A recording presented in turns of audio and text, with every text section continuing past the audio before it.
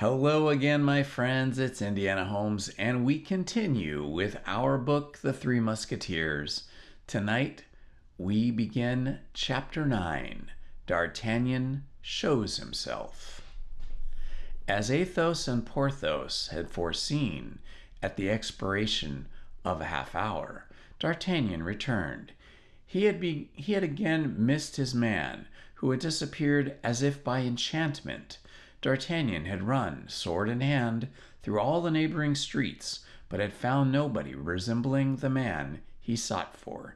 Then he came back to the point where, perhaps, he ought to have begun, and that was to knock at the door against which the stranger had leaned.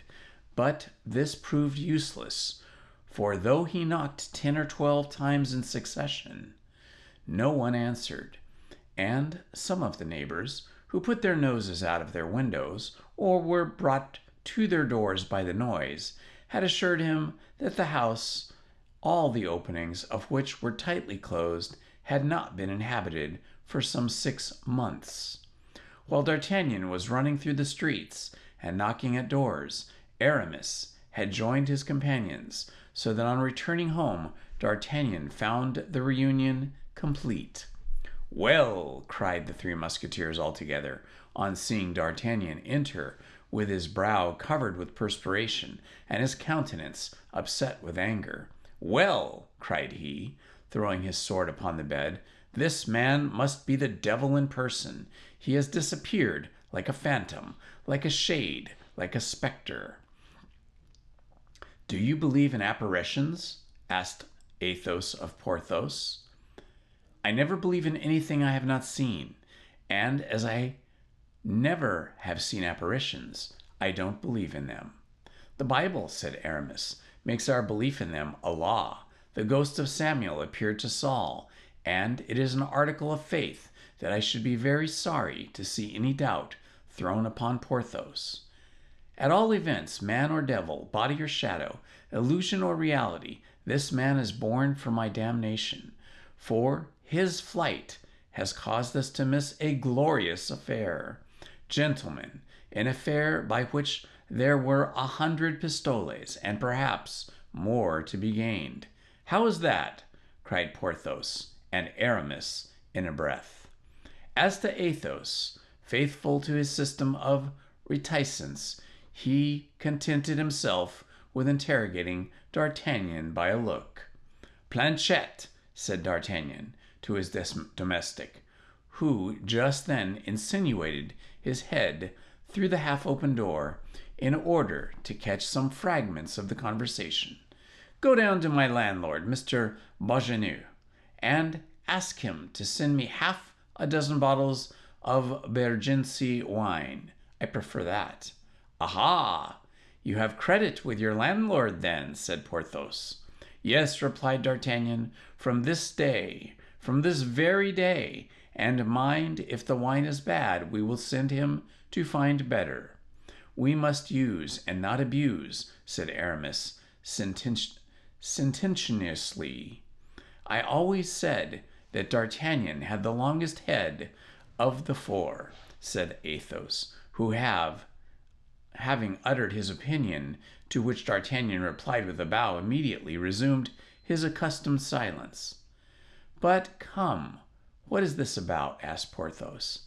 "Yes," said Aramis, "impart it to us, my dear friend, unless the honor of any lady be hazarded by this confidence, and in that case you would do better to keep it to yourself." "Be satisfied," replied D'Artagnan. "The honor of no one will have cause to complain of what I have to tell." He then related to his friends, word for word, all that had passed between him and his host, and how the man who had abducted the wife of his worthy landlord was the same with whom he had the difference at the hostelry of the Jolly Miller. "Your affair is not bad," said Athos, after having tasted like a connoisseur and indicated by a nod of his head that he thought the wine was good. "And one may draw 50 or 60 pistoles from this good man. Then there only remains to ascertain whether these 50 or 60 pistoles are worth the risk of our heads. But observe, cried D'Artagnan, that there is a woman in the affair, a woman carried off, a woman who is doubtless threatened, tortured perhaps, and all because she is faithful to her mistress. Beware, D'Artagnan, beware, said Aramis.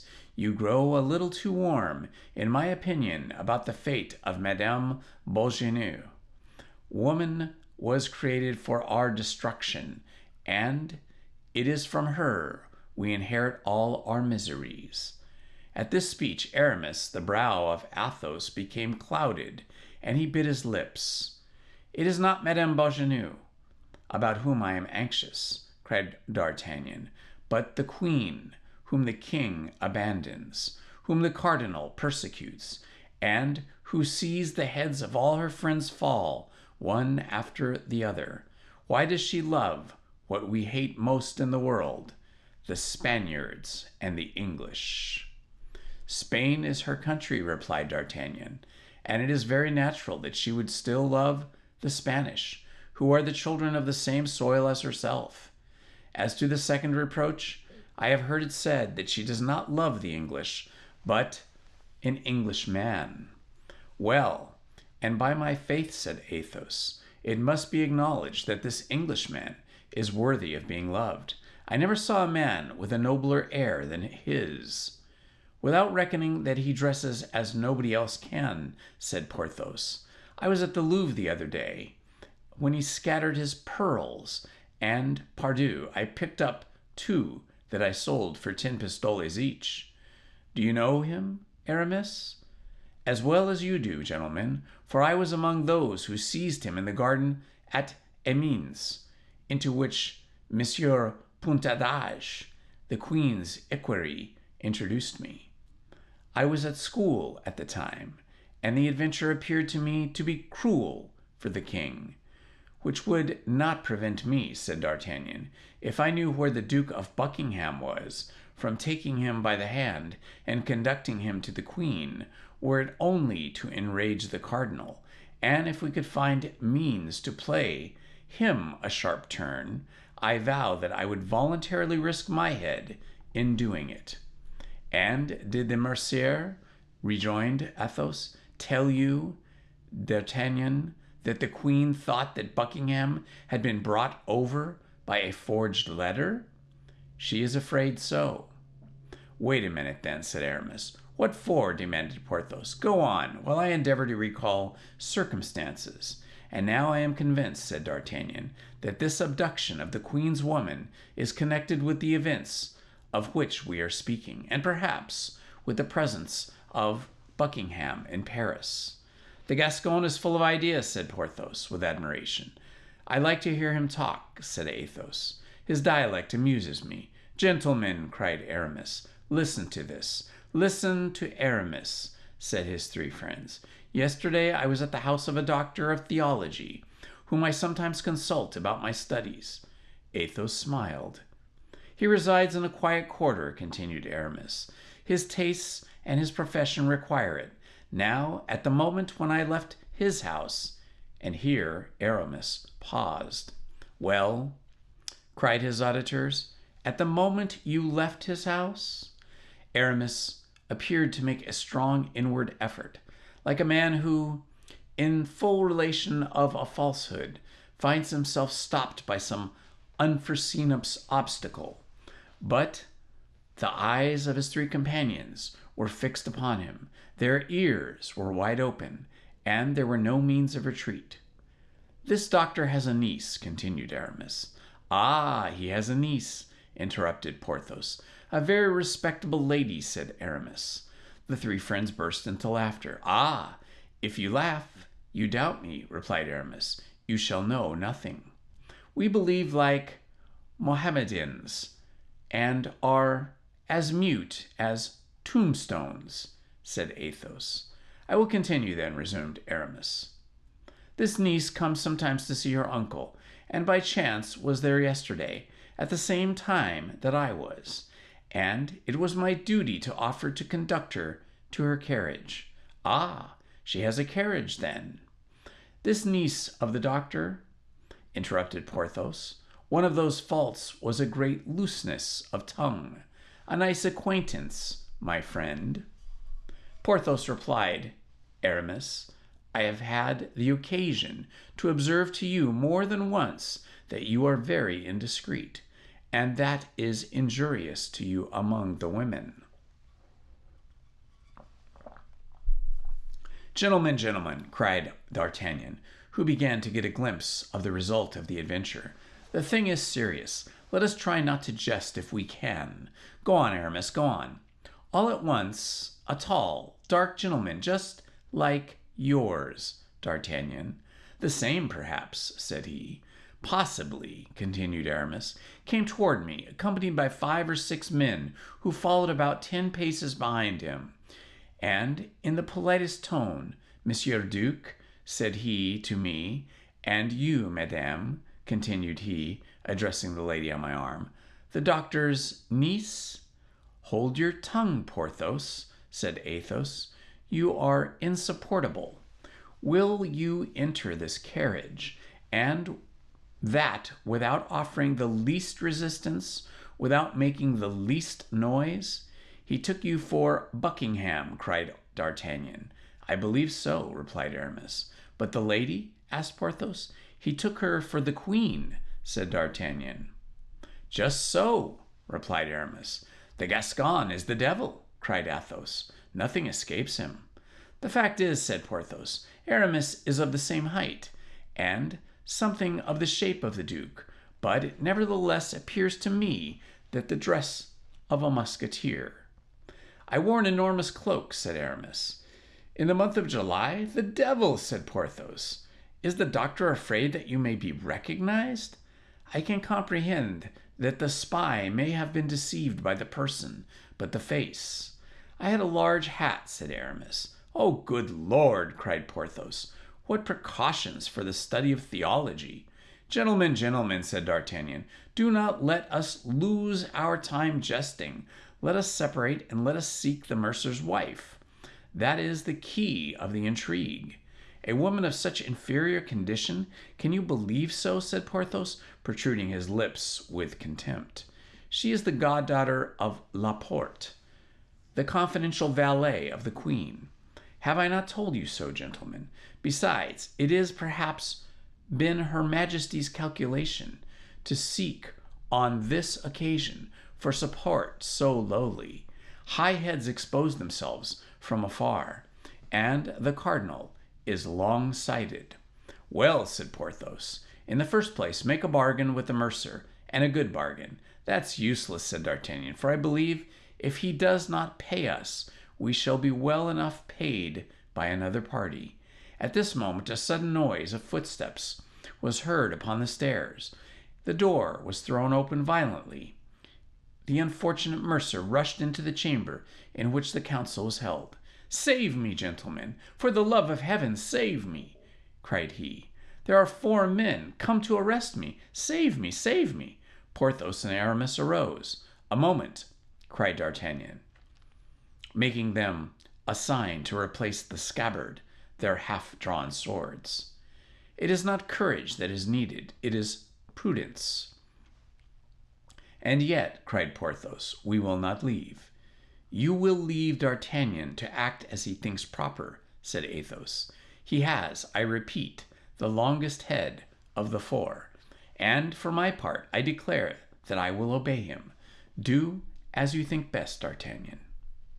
At this moment, the 4 guards appeared at the door of the antechamber, but seeing 4 musketeers standing, and their swords by their sides, they hesitated about going farther. Come in, gentlemen, come in, called D'Artagnan. You are here in my apartment, and we are all faithful servants of the king and cardinal. Then, gentlemen, you will not oppose our executing the orders we have received? Asked one who appeared to be the leader of the party. On the contrary, gentlemen, we would assist you if it were necessary. What does it say? Grumbled Porthos. You are a simpleton, said Athos. Silence. But you promised me, whispered the poor mercer. We can only save you by being free ourselves, replied D'Artagnan, in a rapid, low tone. and if we appear inclined to defend you, they will arrest us with you. It seems, nevertheless. Come, gentlemen, come, said D'Artagnan aloud. I have no motive for defending Monsieur. I saw him today for the first time, and he can tell you on what occasion he came to demand the rent of my lodging. Is that not true, Mr. Beauchenu? Answer. That is the very truth, cried the mercer.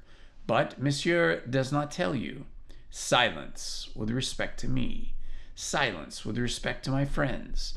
Silence about the Queen above all, or you will ruin everybody without saving yourself.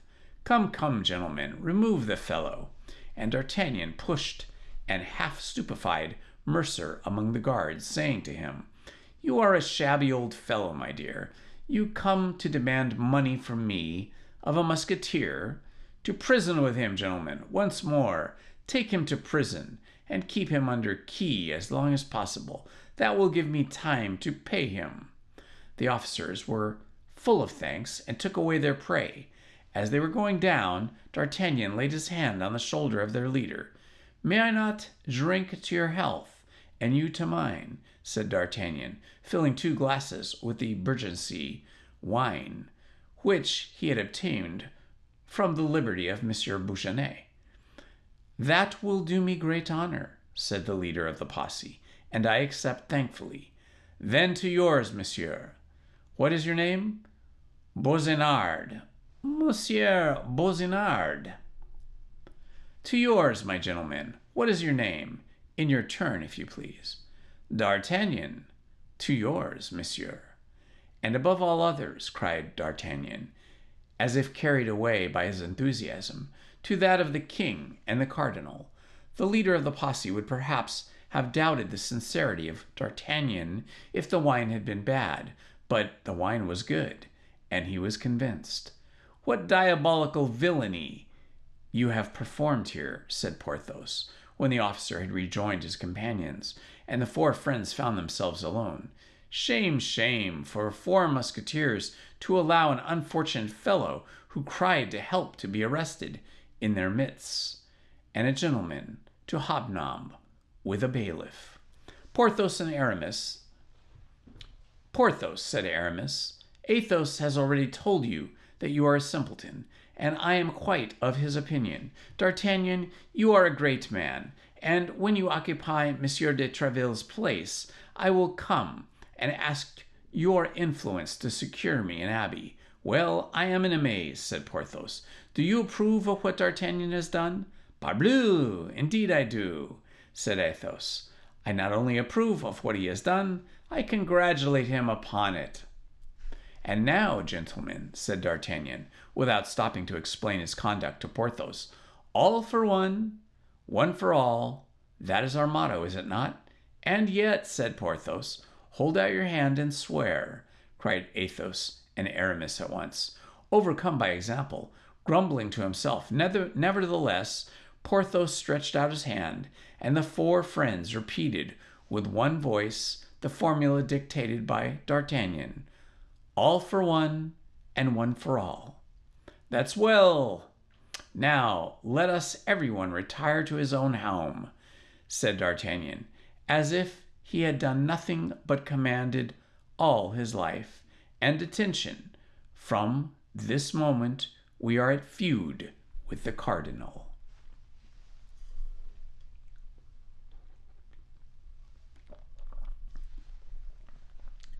Chapter 10. The Mousetrap in the 17th Century.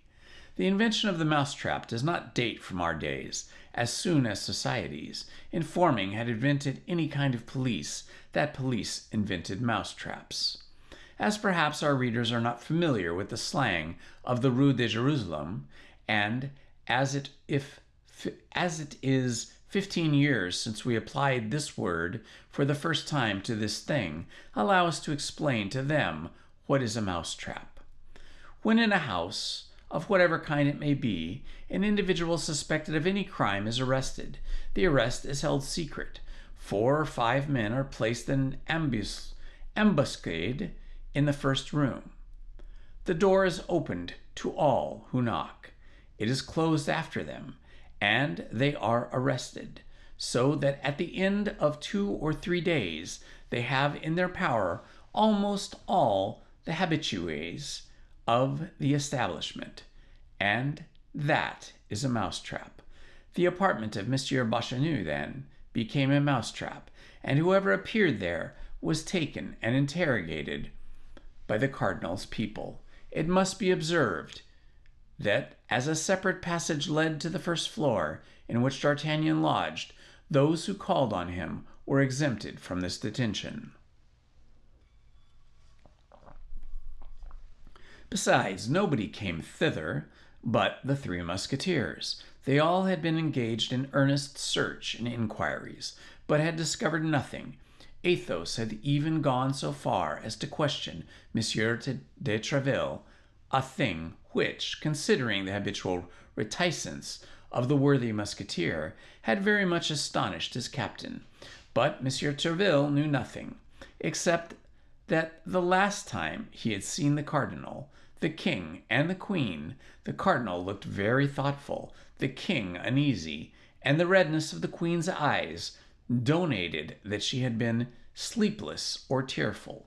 But this last circumstance was not striking, as the queen since her marriage had slept badly and wept much. Monsieur de Tréville requested Athos, whatever might happen, to be observant of his duty to the king, but particularly to the queen, begging him to convey his desires to his comrades. As to D'Artagnan, he did not budge from his apartment. He converted his chamber into an observatory. From his windows he saw the visitors who were caught. Then, having removed a plank from his floor, and nothing remaining but a simple ceiling between him and the room beneath, in which the interrogatories were made, he heard all that passed between the inquisitors and the accused. The interrogatories, preceded by a minute search operated upon the persons arrested, were almost always framed thus: "Has Madame Bachenu sent anything to you for her husband or any other person? Has Monsieur Bachenu sent anything to you for his wife or any other person? Has either of them confided anything to you by word of mouth?" "If they knew anything, they would not question people in this manner," said D'Artagnan to himself. "Now, what is it they want to know? Why, they want to know if the Duke of Buckingham is in Paris, and if he has had, or is likely to have, an interview with the Queen." D'Artagnan held on to his idea, which, from what he had heard, was not wanting in probability. In the meantime, the mousetrap continued in operation, and likewise D'Artagnan's vigilance. On the evening of the day after the arrest of poor Bachenu, as Athos had just left D'Artagnan to report to Monsieur Tréville's, as 9 o'clock had just struck, and as Planchet, who had not yet made the bed, was beginning his task, a knocking was heard at the street door. The door was instantly opened and shut. Someone was taken in the mousetrap.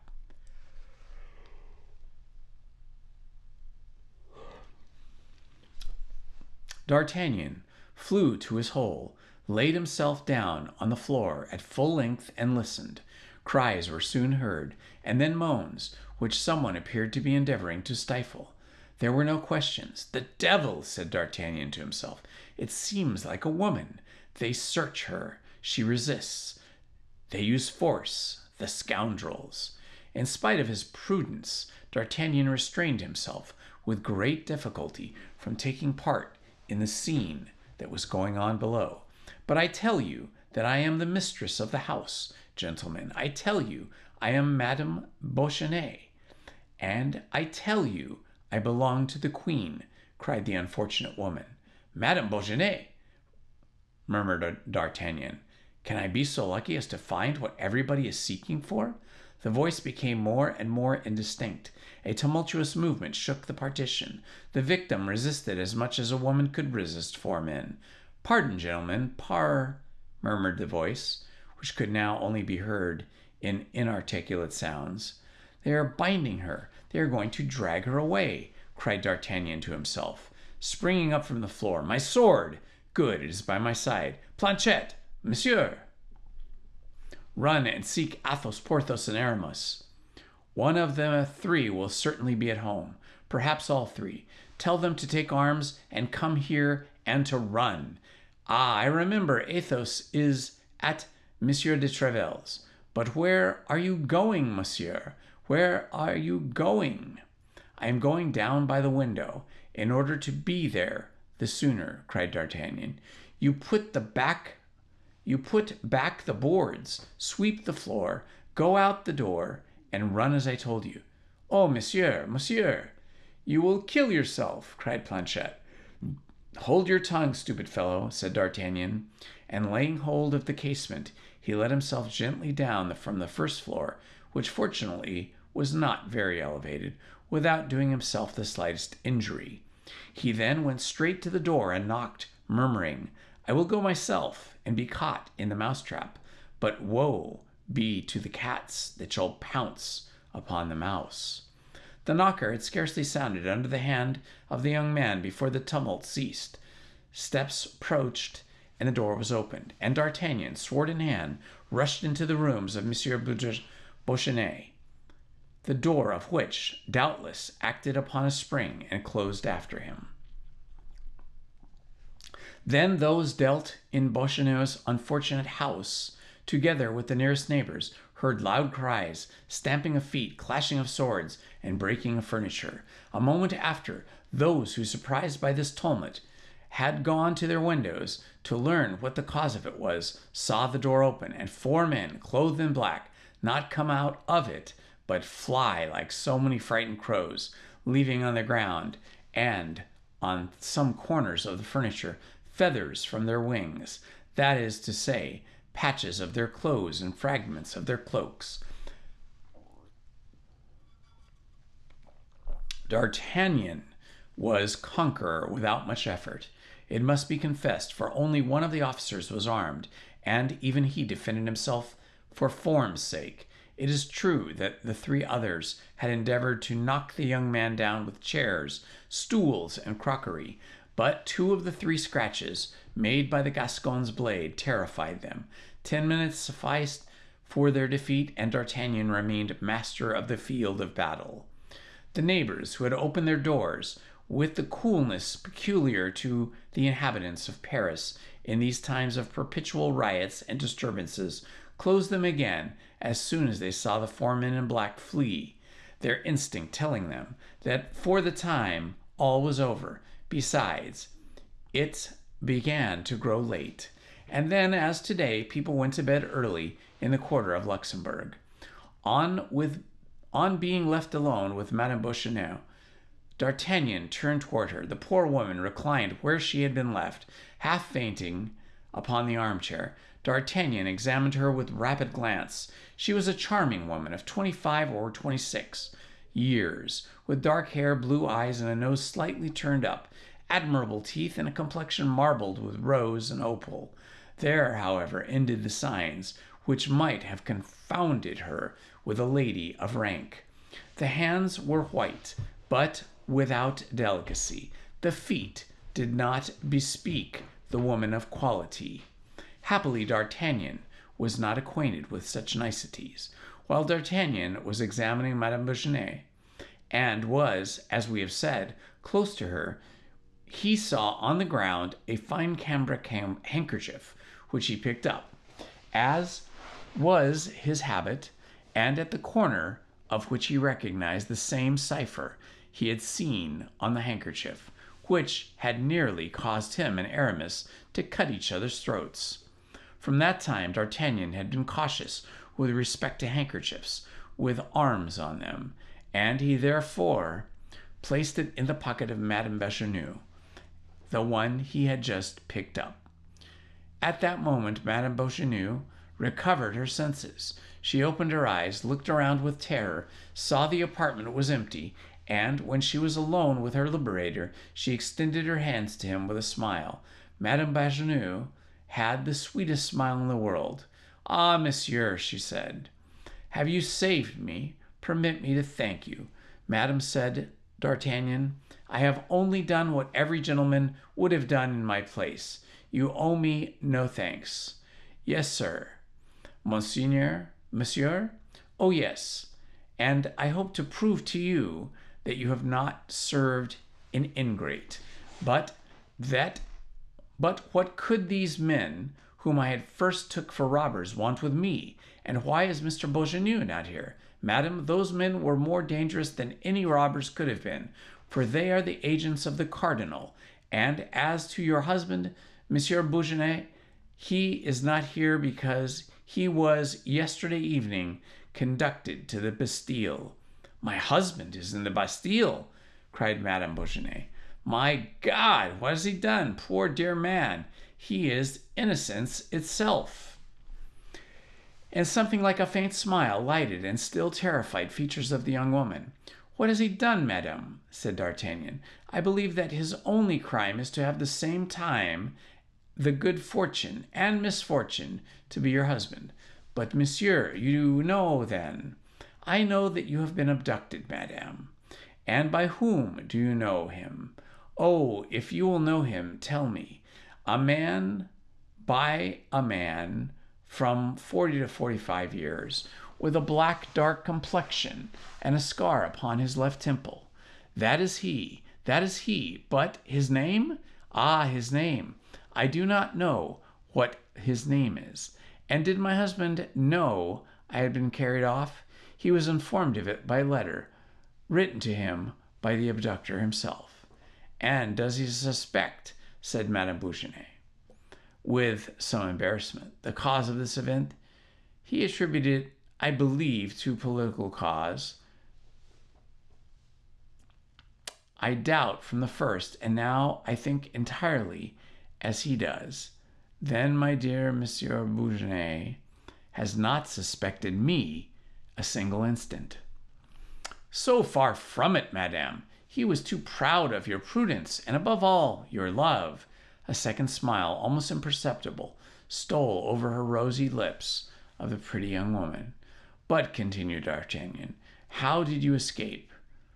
I took advantage of a moment when they left me alone, and as I had known since morning the reason of my abduction, with the help of the sheets, I let myself down from the window.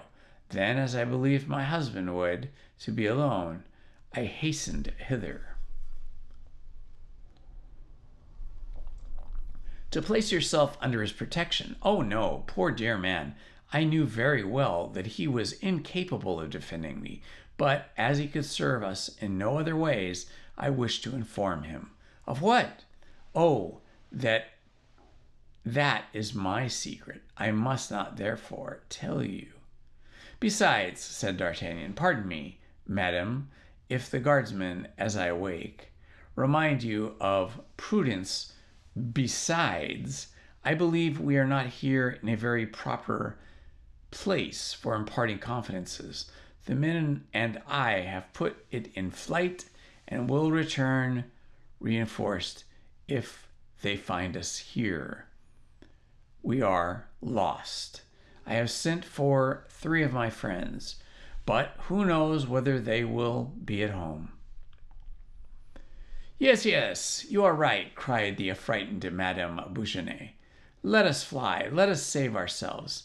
As at these words she passed her arm under that of D'Artagnan and urged him forward eagerly. But whither shall we fly? Whither escape? Let us first withdraw from the house. Afterwards we shall see. The young woman and the young man, without taking the trouble to shut the door after them, descended the Rue des Fossoyeurs rapidly, turned into the Rue des Fosses Monsieur le Prince, and did not sleep and did not stop till they came to the Place des Sulpices, also known as the Place des Sulpices, as the French say. And now, what are we to do, and where do you wish me to conduct you? Asked D'Artagnan. I am quite at a loss how to answer you. I admit, said Madame Beauchesneau, my intention was to inform Monsieur Laporte, though through my husband in order that Monsieur Laporte might tell us precisely what he had spoken to and about at the Louvre in the last 3 days, and whether there was any danger in processing it. But I, said D'Artagnan, can go and inform Monsieur Laporte. No doubt you could, only there is one misfortune, and that is that Mr. Beauchesneau is known at the Louvre and would be allowed to pass, whereas you are not known there, and the gate would be closed to you. Ah, bah, said the concierge. A concierge who is devoted to you and who, thanks to a password, would. Madame Beauchesneau looked earnestly at the young man. And if I give you this word, this password, she said, would you forget it as soon as you used it? By my honor, the faith of a gentleman, said D'Artagnan, with an accent so truthful that no one could mistake it.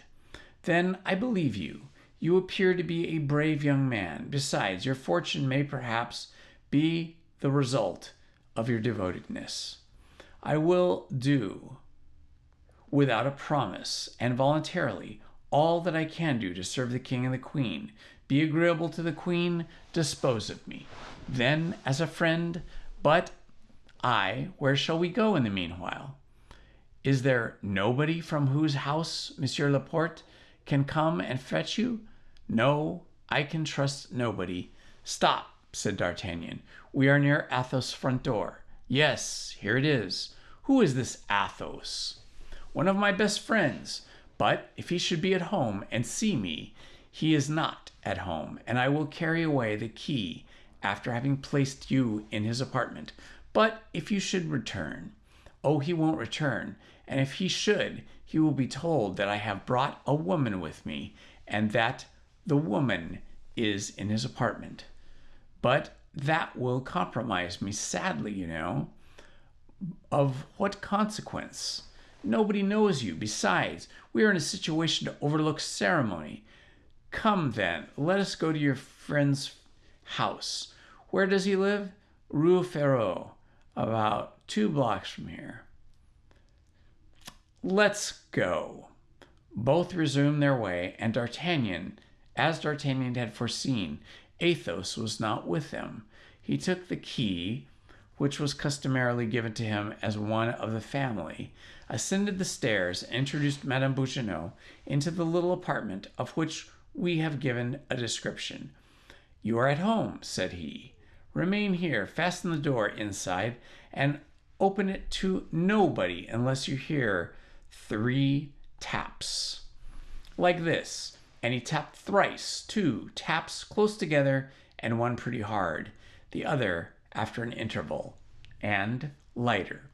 That is well, said Madame Beauchesneau. Now, in my turn, let me give you my instructions.